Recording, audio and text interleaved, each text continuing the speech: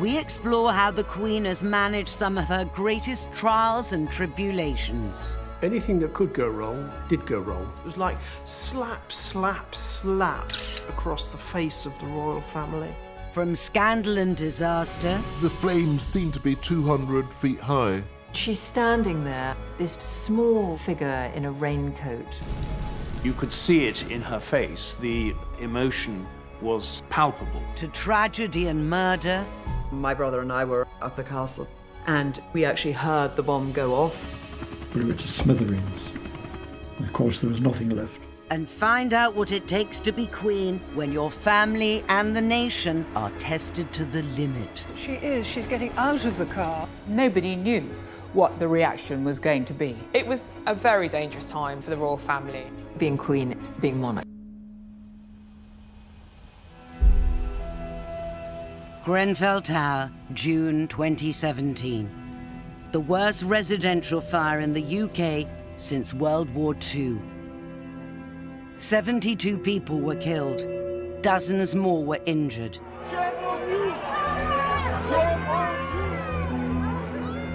As survivors struggled to cope, politicians became the target of public anger. I was down there at the time. Tempers were at breaking point. I remember standing in the crowd at the sports hall just under the A40. And suddenly this silence. Here was the Queen. It's an appalling sight, she said, after hearing about the flames, but she has clearly noticed how this community has pulled together to help. She was talking to people without any of the protocol and sort of people surrounding her. It was just the Queen, defusing some of the anger and some of the emotion. I think when you have some colossal tragedy or national shock, all the usual responses are there. Anger, incomprehension. And the Queen somehow rises above that. When she appears, it's a different mood. I think it's come over very strongly. It's because the community's been together. There she is, looking strong, smiling, giving comfort. And that's what the Queen does at times of national tragedy. Just 3 weeks before Grenfell, the Queen had gone to Manchester in the wake of the concert bombing. Throughout Manchester's Children's Hospital, there was a ripple of excitement when news spread this morning of the Queen's unexpected arrival here. The royal family in general, the Queen in particular, are meant to act as national conduits of feeling. So when the Queen turns up at the site of the Manchester bombings at Grenfell Tower, it is as if the whole nation is showing their sympathy. And that perhaps is their function. What the Queen called a wicked act had, she said, brought this city together. Very interesting how everybody has united, haven't they, here? It's been amazing, really. I think the thing with the Queen is that she's always herself. She's not some actress putting on a part. So she's going there because she feels it's her duty to be there. It's a hard row to tread between, on the one hand, being stoical, being brave. You had enjoyed the concert, presumably? Yeah, it was really good. Was it? And on the other, showing that they feel, and perhaps the balance has swung over the Queen's reign. I got to meet her before the concert as well. She was lovely. Really? Yeah. Perhaps at first it was more about showing courage, steadfastness. Now it's a little more about showing feeling. But the important thing is just for the Queen to be there. It's almost like, as the mother of the nation, as she is supposed to be, you just want Mummy to be there in times of national trouble. By rushing to Grenfell and Manchester immediately after those disasters, the Queen got the mood of the nation right. But 50 years earlier, her judgment was not as sure. On the 21st of October 1966, a slag heap collapsed upon the South Wales mining village of Aberfan, engulfing the local primary school. The school lay in the direct path of the disintegrating man-made mountain. 144 people were killed, 116 of them children. Their children were buried in that mud. Mud almost filled the classrooms. With shovels, if necessary, with bare hands, they pitted themselves against the uncounted tons of slimy filth. Aberfan was one of the first great national disasters that the Queen had to handle. She issued a statement expressing her condolences, but rather than going straight to the scene, she waited and sent Prince Philip instead. The reason that she gave for this delay was that she thought that if she was there, she would attract attention when people should be dealing with their grief, and that's what she wanted to avoid. She said that she was terrified that all the fuss that would accompany her visit might mean, God forbid, that some child was missed in the wreckage. But it was misunderstood. A lot of people were incredibly critical. The monarchy doesn't care, etc. It was a huge national tragedy, and still the Queen did not show up. But now, Daily Mail journalist Robert Hardman believes there was another little-known reason the Queen didn't rush to the scene. What everyone I've spoken to about it says is that the Queen was really worried that she would let the side down. She didn't want to go there and make things worse for these families. She was a young mother. Prince Edward was a baby, and she knew she was going to be as overwhelmed as everybody else was. And the last thing people want is a sobbing Queen crying on their shoulder. The tragedy of Aberfan presented a dilemma for the Queen as leader of the nation. How much of yourself do you show when you are confronted with death, with trauma, with a disaster? Of course, you don't want to be seen as apathetic, but also we don't want to see the Queen collapse, unable to cope, overcome with emotion at times when we are looking to her to keep the nation together. Finally, 8 days after the tragedy and under mounting criticism, the Queen made the journey to Aberfan to pay her respects. When eventually she did go at the end of the week, you could see she was genuinely moved by the tragedy of it.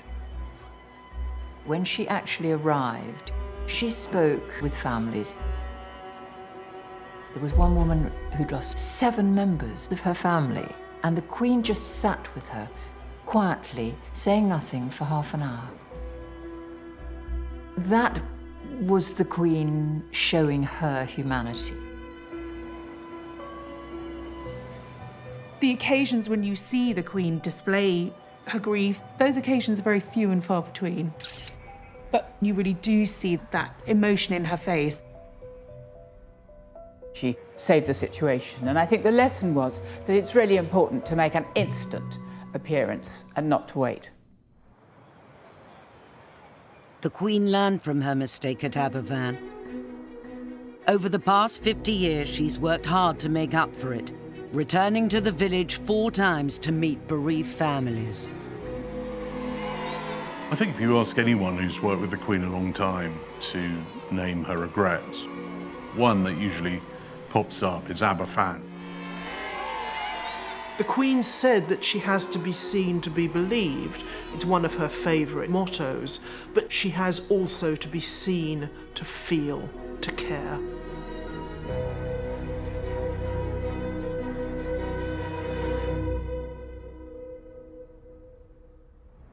But 13 years after Aberfan, the Queen would again be tested by tragedy, and this time it would strike at the heart of her own family. The bomb was placed in the decking just under here.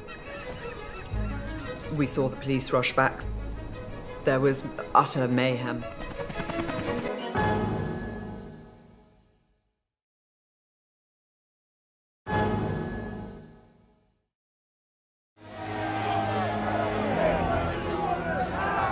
Winter 2019. Britain is bitterly divided by the Brexit crisis.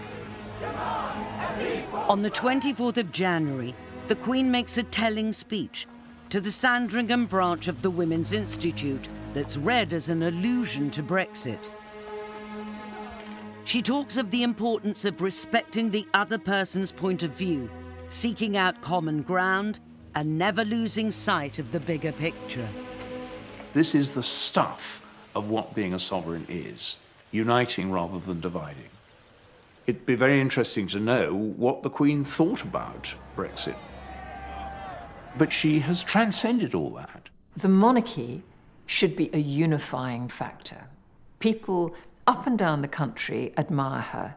Even Republicans admire her. They may dislike the principle, but they cannot fault the woman. She is all things to all man, and that really works. In a divided country, it often falls to the monarch to lead the work of reconciliation. But some of the most painful conflicts the Queen has had to deal with have been within her own family. It is fitting that here the present Queen should meet the Duke and Duchess of Windsor. He is her uncle, and when he gave up the throne, Princess Elizabeth was a girl only 10 years old. In 1972, the Queen would attempt to make peace with the man who nearly brought down the monarchy. The vendetta had been incredibly long-lived, bitter, horrible, and the Queen Mother had been utterly unforgiving. The Queen's mission would coincide with a state visit to France as Britain prepared to join the EEC the following year. In the National Archives at Kew, royal biographer Robert Hardman has uncovered some remarkable documents revealing the planning of the trip. Here is this very, very important state visit. Today we go on about Brexit, but what we're looking at here is effectively Brentry. This is Britain going into Europe with a lot of grandeur, with balls and dances and all the pageantry that Britain and France can deploy. So this is a very big moment. But for the Queen, the visit also had a personal dimension.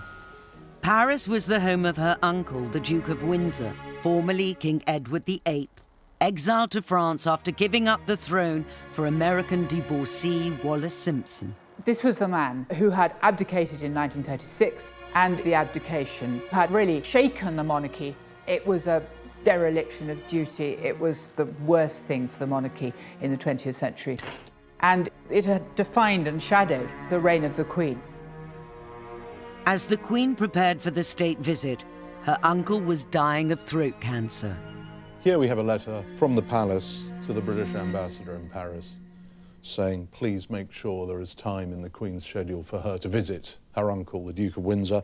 On the assumption that His Royal Highness and the Duchess are going to be in Paris during the visit, the Queen would like to pay them a private visit. The Duke of Windsor's very, very unwell. The Queen fully understands this may be the last chance she gets to see him alive.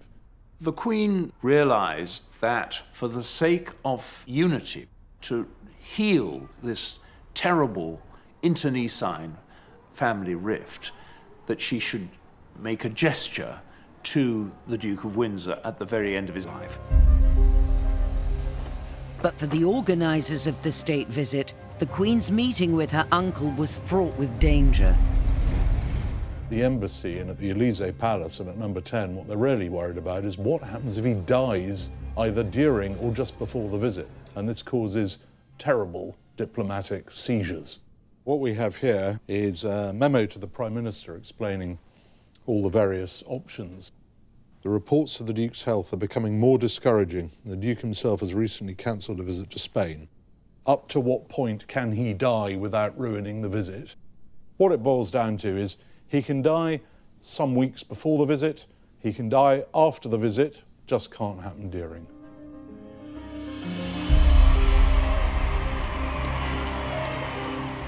Finally, on the 18th of May 1972, the Queen, together with Prince Philip and Prince Charles, arrived at her uncle's home in the west of Paris and was ushered upstairs to the Duke's private sitting room. It would be a historic moment as the two of them met. The Duke of Windsor was so ill that his doctor had implored him to stay in bed, but he insisted that he had to get out of bed and stand up and bow to his niece, the Queen. He even put on a blazer over his pyjamas so that he looked smart for the occasion. And it took all his strength to do that. There he was with tubes sticking into his neck, and he got up and he bowed to her. And it was a most moving moment, really, because he had been bitterly hostile to George VI, her father, whom she had adored. It was, by all accounts, a very emotional moment. The Queen was seen to dab her eyes as she left because she knew that was the last she was going to see of her uncle. And it took all his strength to do that. And he then went straight back to bed. And then the Queen had a chat with Wallis Simpson. And just a few days later, he was dead. I think this is a significant and rather moving moment. In a sense, his death releases the Queen from the shadow of the abdication. There was a sense of closure. This is the end of what had been a turbulent period for the monarchy. That was an example of her ability to draw the curtain over the past and to act as a reconciler, a healer. And that's the crucial thing about monarchy, that it should draw people together. And that's what she did.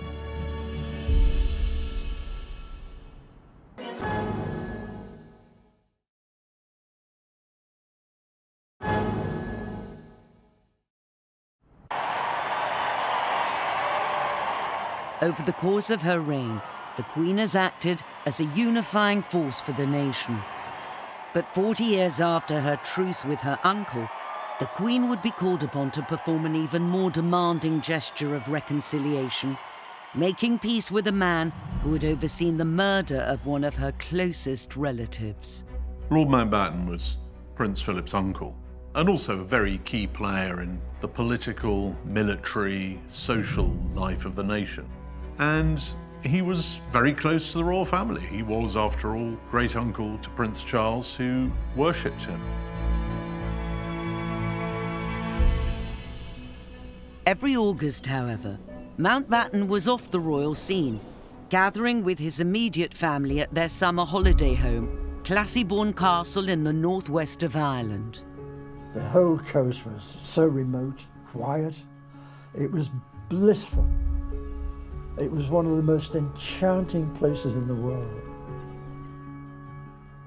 William Evans was Mountbatten's valet for 10 years and remembers his boss's love for the castle and its location. First morning of the holiday, he couldn't wait to get out to sea. Every second that we had was spent out lobster fishing. Shadow 5, my grandfather's fishing boat, was incredibly simple. There were no frills whatsoever, and he loved it.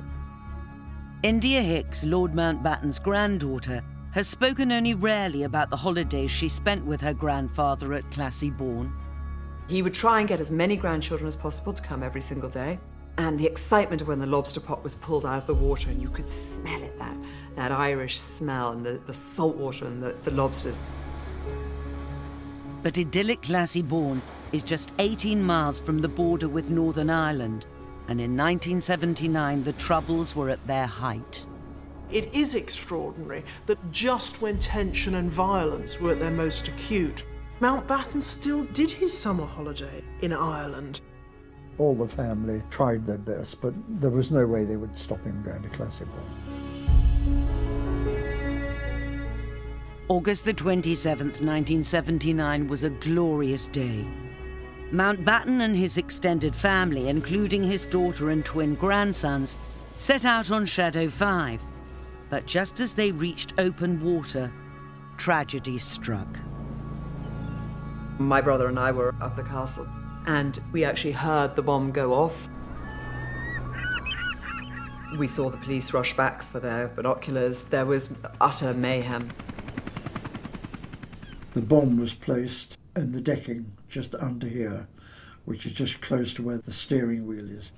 This is exactly as the Shadow 5 would have been coming out of the Black Rocks. Lord Mountbatten's on the wheel.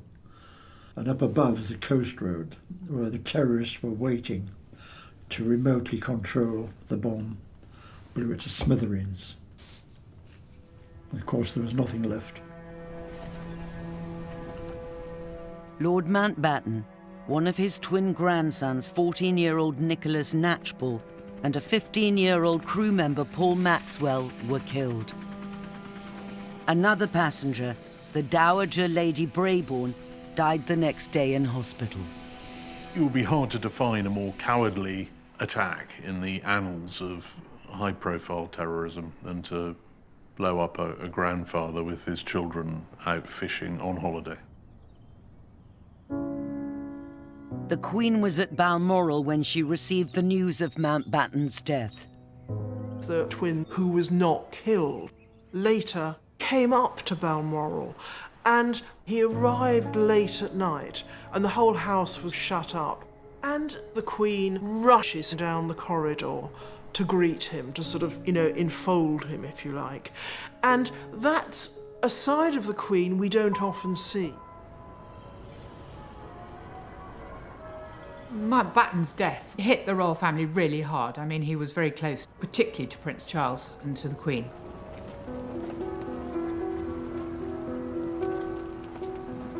The day of my grandfather's assassination, of course, is embedded in my memory. I was lucky that I was at an age where I was able to get all of the emotion out. And so I am possibly able to look at it more in the eye than other members of my family who have never recovered. 19 years after Lord Mountbatten's assassination, the Good Friday Agreement brought the Troubles to an end. Martin McGuinness, an IRA commander at the time of Mountbatten's murder, would become Deputy First Minister of Northern Ireland. From childhood, the Queen has known that duty comes first. It trumps everything else. Whatever your personal, private feelings are, duty calls. And it may be that you're not feeling very well and you don't want to do something. Or it may mean you've got to shake hands with someone who murdered a member of your family and tried to kill you. He was second in the receiving line, and it lasted for just a moment. Extraordinary, nevertheless. The British sovereign and the former IRA commander shaking hands. She showed magnanimity and astonishing political savvy in shaking hands with Martin McGuinness, the man who was probably responsible for the death of Lord Mountbatten. 2 years later, in 2014, the Queen invited Martin McGuinness to Windsor Castle for a state dinner in honour of the President of Ireland. As head of state, she is constitutionally bound to do what the state wants her to do, and if the state wants her to bury the hatchet, then that is what she has to do. We'll never know, probably, how privately she felt about it. Private grief is not allowed to trump public need for a political reconciliation. She has embodied the whole business of reconciliation in her own person. And that is really quite something in an age where old hatreds are extremely difficult to extinguish. Over the decades, the Queen may have mastered the art of diplomacy, but mastering her own family has always been more of a challenge. I do not know how the Queen coped with all those catastrophes. Boy, if you think it's horribilis now, just you wait. 1992 should have been a year of celebration, marking 40 years since Elizabeth became Queen. Instead, it would become one of the most challenging years of her reign, when her skills as monarch and mother would be tested to the limit. 1992 was extraordinary. It was month after month, every month, a different scandal. It started in January, those pictures of Fergie and Steve Wyatt. Anne and Mark Phillips announced that they were to divorce. Divorce? Very merry. Never been mentioned. Then there was the tour of India that was supposed to mark a reconciliation, and instead we saw Diana photographed ostentatiously alone. Andrew and Fergie split up. She's been accused of extravagance, bad taste, and an over-exuberant manner. The Squidgygate tapes, late-night conversation between Diana and her lover, recorded and broadcast to the nation. was like slap, slap, slap across the face of the royal family. I mean, it just didn't stop. And the paparazzi were out there trying to get the photographs to go with all these stories. Fergie is photographed having her toes kissed by her financial advisor. Papers say the pictures show the truth about his relationship with the Duchess. What is your exact relationship with the Duchess of York? Could you tell me that, please? And they were all at Balmoral when the news broke. And the Queen had to come down to breakfast and see them all reading the papers. Some of the stories were really things you wouldn't have wanted to discuss much with your own family, let alone with the head of state. The Queen herself is reported to have said to a friend, "Where did I go wrong?" One event did more than any other to shatter the picture-perfect image of the royal family. A biography of Princess Diana by journalist Andrew Morton. There was a huge build-up to the Andrew Morton book, and I had an idea of what was coming, but not quite sure what the scale of it was going to be. We were told to batten down the hatches and try and deal with it as best you can. But how do you deal with something that is there in print? The book contained astonishing, intimate revelations about Diana's married life. Diana had spoken via an intermediary to Andrew Morton about the horrors of her marriage, about the coldness of the royal family, about everything that you would never, ever in a million years expect a princess to talk about. It went crazy, it was in Parliament, it was discussed in every television programme. Here were stories about Diana throwing herself down a flight of stairs in front of the Queen Mother, about bulimia, about unfaithfulness in the marriage. Royal advisors love to control as much as they can. Suddenly, here was evidence of a total loss of control. That was the real earthquake behind Morton. The problem that the Queen faced was that the younger generations of royals were not adhering to these high standards that she herself had set, and therefore she was being undermined. In the 1980s and 90s, managing the succession of family scandals would become one of the Queen's biggest tests of judgment. The Queen's style has been laissez-faire.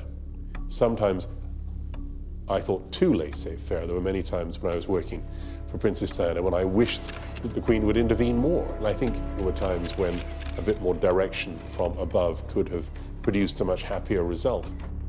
Sir Martin Charteris, who was her private secretary, said that the Queen could judge when things were going badly, and she worked to try and put them right. Not so good in taking initiatives, in doing something new. The Queen may have taken a hands-off approach to her family troubles, but later in 1992, she would face a disaster where she could do little more than react. I remember it was a Friday morning, and I got the call that there was a small fire at Windsor. I got a call from a local radio station at about 11:15 asking about the fire. And I said, "What fire?" And I didn't know anything about it. And I jumped in my car and got there in 35 minutes. And there were already something like 400 media outside.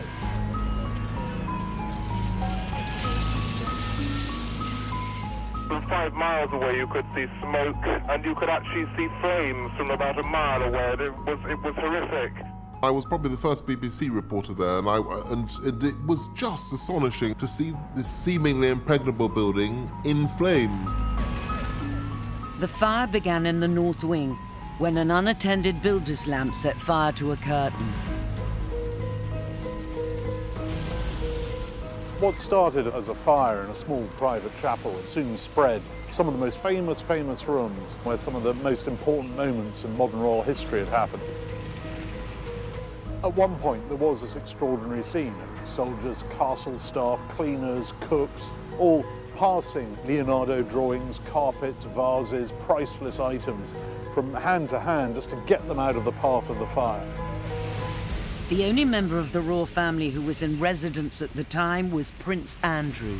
A shock and horror in the fact that it took hold so quickly. Her Majesty was shocked.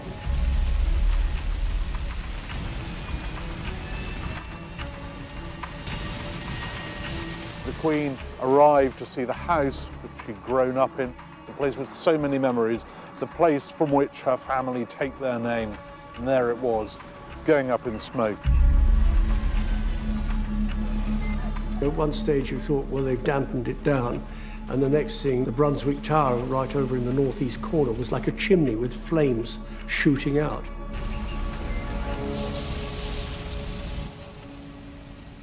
The massive salvage operation helped save most of the priceless furniture, but the fire had destroyed over 100 rooms. The Queen was devastated by it. You could see it in her face. The emotion was something palpable. You don't often see that utterly depressed look on her features. There is a photograph of her while the fire rages, this castle that she has loved. And she's standing there, this small figure in a raincoat with the hood put up over her head. What a terrible blow, personally, that must have been for the Queen. She must have felt, I'm a custodian of this place, and I failed in my duties. In the evening, I drove along the M4 on the way back to London, and the flames seemed to be 200 feet high, which you could see from a couple of miles away. And it seemed like the end of the world, the metaphorical end of the monarchy.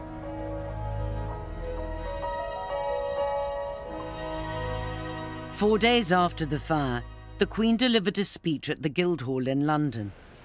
It was being made to mark her Jubilee, but at the end of a year of scandal and disaster, it became a plea for understanding. She had a very bad cold, and she'd also breathed in quite a lot of smoke. She was having some difficulty speaking, and she said to her private secretary, I think I'd really rather ask the Duke of Edinburgh if he could deliver this. And her advisor said, no, look, I think you need to make this speech. 1992 is not a year on which I shall look back with undiluted pleasure. It's a speech that's remembered for two words in particular. It has turned out to be an annus horribilis. Or to transpose it into the Sun's charming argot, one's bum year. And I think she felt those two words really summed up the year that she'd been through. I sometimes wonder how future generations will judge the events of this tumultuous year. I dare say that history will take a slightly more moderate view than that of some contemporary commentators. I think that was another rare moment where you saw the vulnerability of this woman. She may be monarch, but she is still, underneath it all, a woman who feels and hurts just as we all do. I think everybody realised, yes, of course, various members of the royal family have made mistakes, things have been done that shouldn't have been done. But that speech and that moment summed up, this is a human institution. And it did have that effect of turning things around.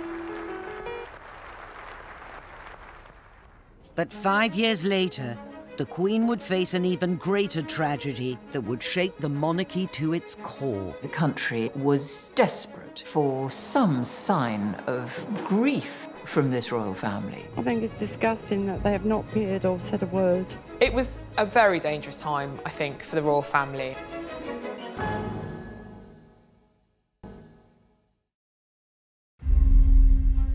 On the 31st of August 1997, the Queen was at Balmoral on her annual summer holiday when she was awoken in the early hours of the morning. We have reports from Paris that Diana, Princess of Wales, has been killed in a car accident. They were apparently being pursued by paparazzi on 2 motorcycles. In terms of the death of an individual, it was perhaps the biggest story in the world since JF Kennedy's assassination. And it just was astonishing how many people seemed to be personally affected because she had been this universal, much-loved figure. Diana's death shocked the world. But rather than rush back to London to lead the nation in grief, the Queen remained at Balmoral. Well, I can remember I came up to London, and when I got to the top of the Mall, I realised that Buckingham Palace was totally shut. There were no lights, there was nothing. And yet all these thousands of people, very quietly, had come there, and there was nobody at home. There was no information coming out. They weren't briefing the press, they were just kind of on lockdown, there was no information. Clearly the country was desperate for some sign of grief from this royal family, who just seemed to be carrying on as normal. For the past 5 days, most of the royal family, including the Queen, have been 521 miles away at Balmoral, leaving the palace empty with no flag flying. People wanted to see the Queen. Where's our Queen? Where are you, ma'am? Where's our flag? Speak to us, Mom. Your people need you. Show us you care. Very, very, very disgraceful, I find their behaviour. Very disgraceful. What do you think, madam? I think it's disgusting that they have not appeared or said a word. I think it's a disgrace on the whole royal family. It was a very dangerous time, I think, for the royal family. It was perhaps the single clearest moment in her reign when she and her people were at odds. But since Diana's death, the real reason for the Queen's silence has become clear.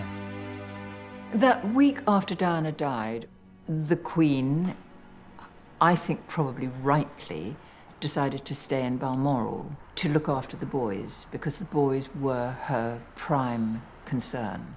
They were very young, 12 and 15, and they'd lost their mother in the most horrifying of circumstances.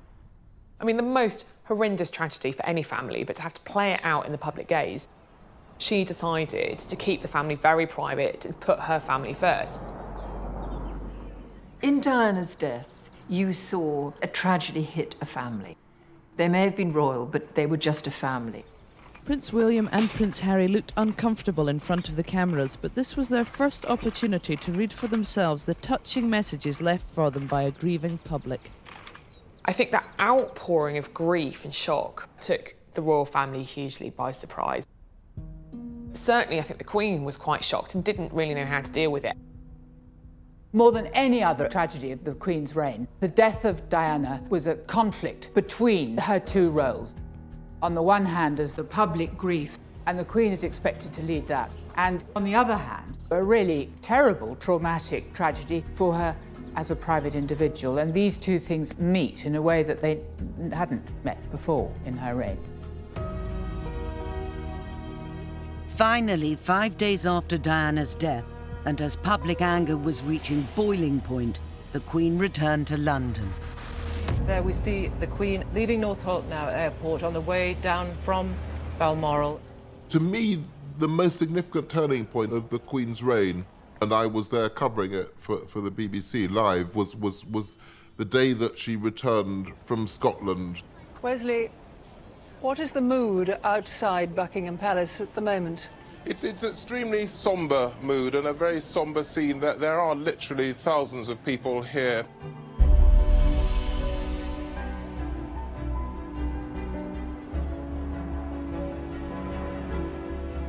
She did two extremely significant things, one of which amazed me, which was that the car came down Constitution Hill with her and the Duke, and the car stops outside the gates of Buckingham Palace. Looks as though the Queen is she's getting out of the car, Wes, and is going to talk to people. It's extremely unusual. This is almost unprecedented. I think perhaps the last time that the Queen was among her people outside the palace was the day the war in Europe ended. That was a very bold example of personal leadership to go out amongst those crowds. Actually, nobody knew what the reaction was going to be. Those of us who'd been in those crowds for a week knew that the crowds were quite hostile. And then she goes up to somebody in the crowd who hands out a flower to her.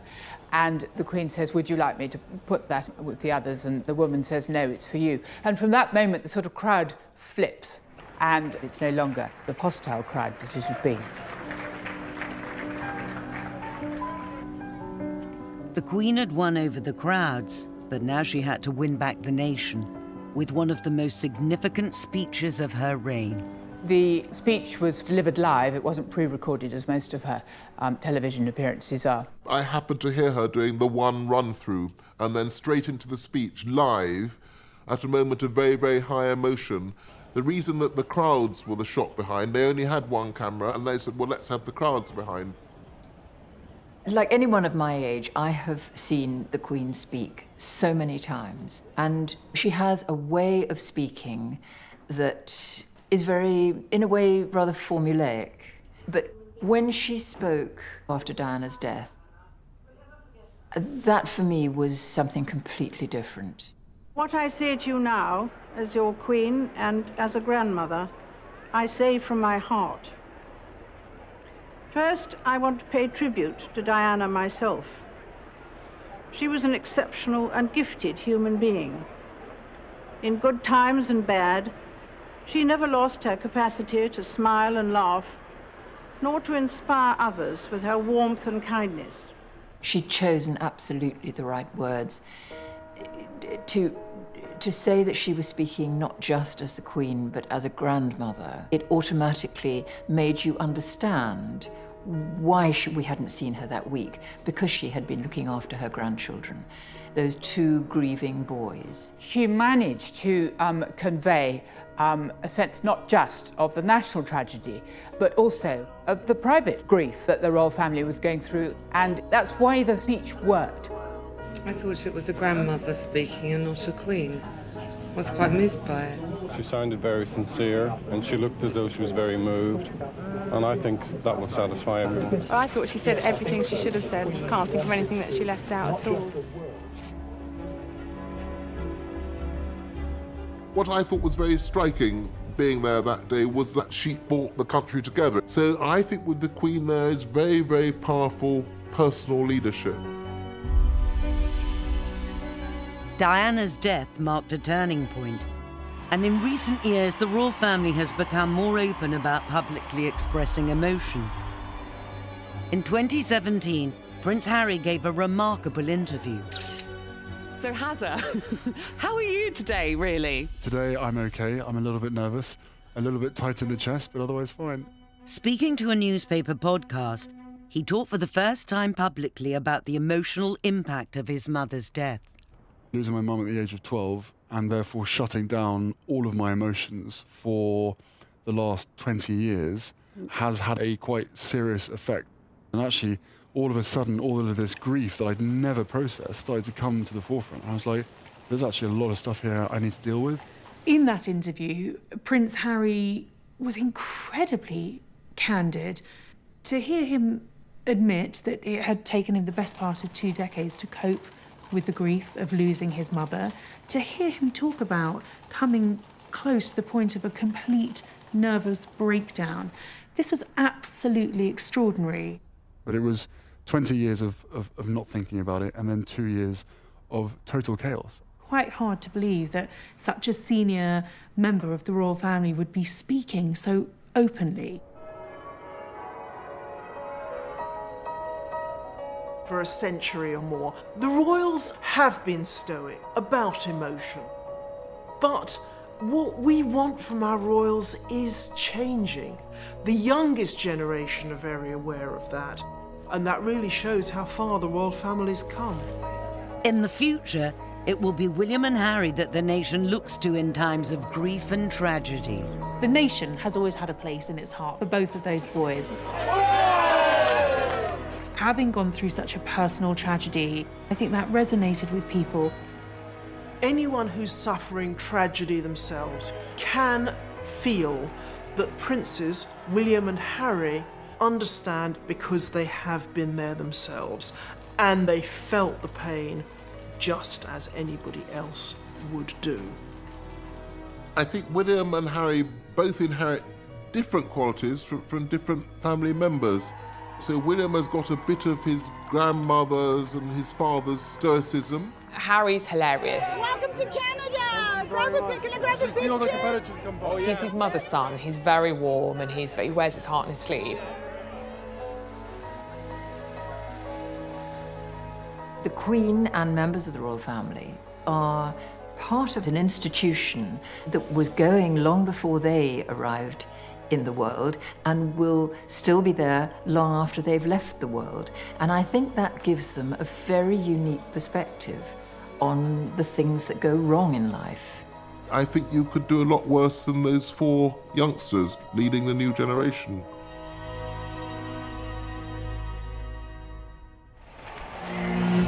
Next time, we examine just what it takes to hold the very top job.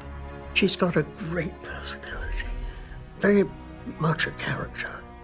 The Queen's discretion is her secret weapon. She very, very, very seldom puts her foot wrong. The Queen puts up with many different people, but Ceausescu was too much for her.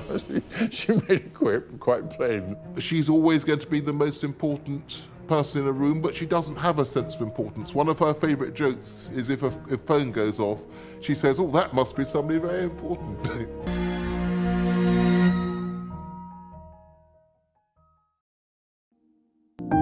Breaking point. I remember standing in the crowd at the sports hall just under the A40, and suddenly this silence. Here was the Queen. It's an appalling sight, she said, after hearing about the flames, but she has clearly noticed how this community has pulled together to help. She was talking to people without any of the protocol and sort of people surrounding her. It was just the Queen, defusing some of the anger and some of the emotion.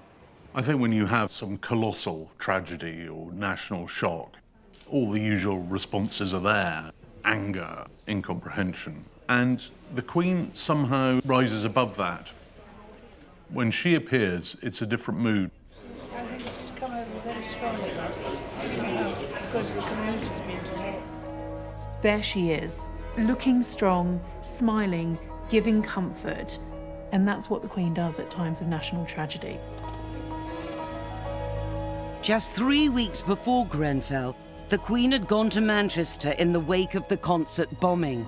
Throughout Manchester's Children's Hospital, there was a ripple of excitement when news spread this morning of the Queen's unexpected arrival here. The royal family in general, the Queen in particular, are meant to act as national conduits of feeling. So